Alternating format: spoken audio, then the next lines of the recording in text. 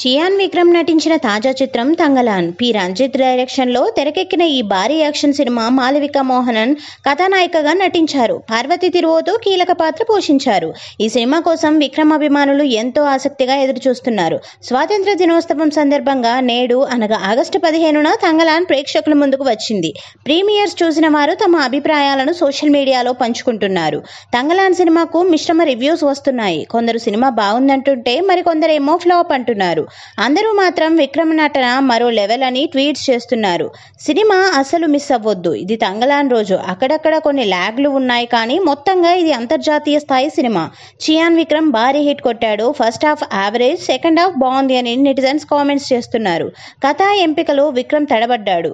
Failures continue అవుతున్నాయి. Sorry Chiyaan అంటూ negative comments కూడా వస్తున్నాయి. చియాన్ విక్రమ్ నటించిన తాజా చిత్రం తంగలాన్. పి రంజిత్ డైరెక్షన్లో తెరకెక్కిన ఈ భారీ యాక్షన్ సినిమా మాళవిక మోహనన్ కథానాయికగా నటించారు. పార్వతి తిరువోతు కీలక పాత్ర పోషించారు. ఈ సినిమా కోసం విక్రమ్ అభిమానులు ఎంతో ఆసక్తిగా ఎదురుచూస్తున్నారు. స్వాతంత్ర దినోత్సవం సందర్భంగా నేడు అనగా ఆగస్టు 15న తంగలాన్ ప్రేక్షకుల ముందుకు వచ్చింది. ప్రీమియర్స్ చూసిన వారు తమ అభిప్రాయాలను సోషల్ మీడియాలో పంచుకుంటున్నారు. తంగలాన్ సినిమాకు మిశ్రమ రివ్యూస్ వస్తున్నాయి. కొందరు సినిమా బాగుందంటుంటే మరికొందరేమో ఫ్లాప్ అంటున్నారు. అందరూ మాత్రం విక్రమ్ నటన మరో లెవెల్ అని ట్వీట్స్ చేస్తున్నారు. సినిమా అసలు మిస్ అవ్వొద్దు. ఇది తంగలాన్ రోజు. అక్కడక్కడ కొన్ని ల్యాగ్లు ఉన్నాయి, కానీ మొత్తంగా ఇది అంతర్జాతీయ స్థాయి సినిమా.